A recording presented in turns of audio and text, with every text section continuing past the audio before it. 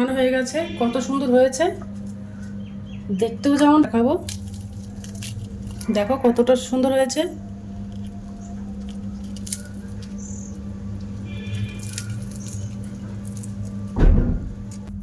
এবার একটু খেয়ে দেখবো।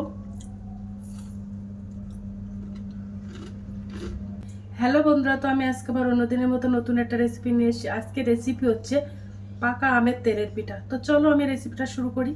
এই তেলের পিঠাটা বানাতে দেখো আমার একটা আম লাগবে। তো আমি একটা পাকা আম নিয়ে নিয়েছি। এবার আমটা আমি কেটে নেব। তো এইভাবে আমি পিস পিস করে কেটে নেব।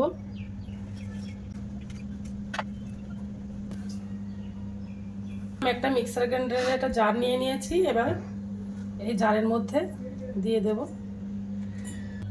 তো দেখো আমটা আমি কেটে নিয়েছি। এবার আমটা আমি মিক্সার করে নেব। আমটা আমার পেস্ট বানানো হয়ে গেছে। এবার আমি একটা গামলা বাটি নিয়ে নিয়েছি। এই পিঠাটা বানাতে আমার সুজি লাগবে। তো দেখো আমি 100 গ্রাম সুজি নিয়ে নিয়েছি। সুজিটা আমি গামলা বাটির মধ্যে দিয়ে দেব। আর ওর মধ্যে আমি হাফ বাটি জল দিয়ে দেব। সুজিটা আমি 15 মিনিটের জন্য ভিজিয়ে রাখবো। তারপরে আমি আবার চলে আসছি 15 মিনিট বাদে। সুজিটা ভিজে গেছে, ভিজে একদম নরম হয়ে গেছে। এবার আমি ওর মধ্যে 1 বাটি ময়দার আটা দিয়ে দেব। এর মধ্যে 150 গ্রাম ময়দার আটা আছে। তো ময়দার আটাটা দিয়ে দিলাম।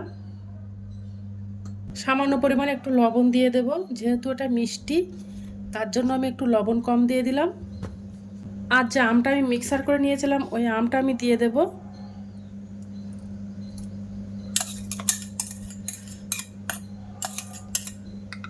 আর ওই বাটির আমি হাফ বাটি চিনি দিয়ে দেব। আমটা মিষ্টি তার জন্য আমি একটু মিষ্টি কম দিয়ে দিয়েছি। এবার ঘন করে আমি একটা ব্যাটার বানিয়ে নেব।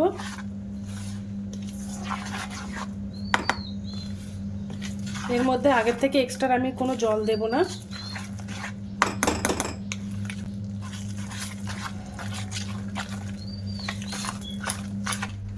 আর ওর মধ্যে আমি 1 প্যাকেট গুঁড়ো দুধ দিয়ে দেব। এই দুধটা দিলে এই পিঠাটা খেতে কিন্তু অসাধারণ লাগে, তার জন্য আমি এই গুঁড়ো দুধ দিয়ে দেবো 1 প্যাকেট। এবার আমি গুঁড়ো দুধটা দিয়ে দেব। তোমরা চাইলে গরুর দুধও দিতে পারো। গুঁড়ো দুধটা দিয়ে দিলাম, দিয়ে ভালো করে মিশিয়ে নেব।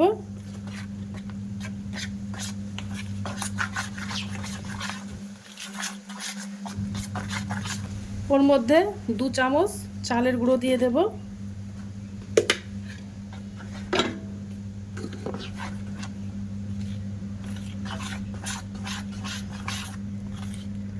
এই চালের গুঁড়োটা দিলে পিঠাটা একেবারে নরম হয় না, একটু বেশ শক্ত শক্ত ভাব থাকে, খেতেও ভালো লাগে।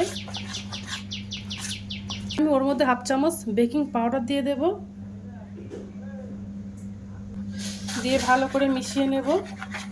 এই বেকিং পাউডারটা দিলে বেশ পিঠাগুলো ফোলে।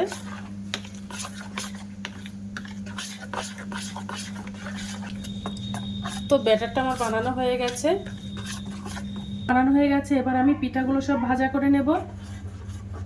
আর এই পাকা আমের পিঠাটা খেতে কিন্তু অসম্ভব সুন্দর লাগে। তোমরা একবার বাড়িতে ট্রাই করতে পারো। আর ভিডিওটা ভালো লেগে থাকলে আমার চ্যানেলে একটা লাইক, কমেন্ট, শেয়ার এবং সাবস্ক্রাইব করে দেবে। কড়াইতে এবার তেল দিয়ে দেব।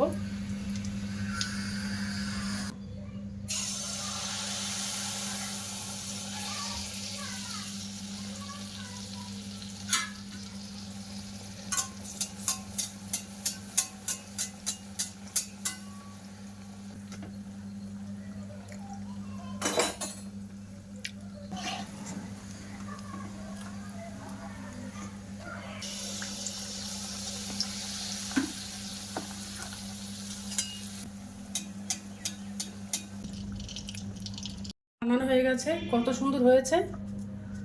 তো দেখো পিঠাটা আমার বানানো হয়ে গেছে, কত সুন্দর লাগছে দেখতে। আর এই পিঠাটা খেতে কিন্তু অসাধারণ। তোমরা একবার বাড়িতে ট্রাই করতে পারো।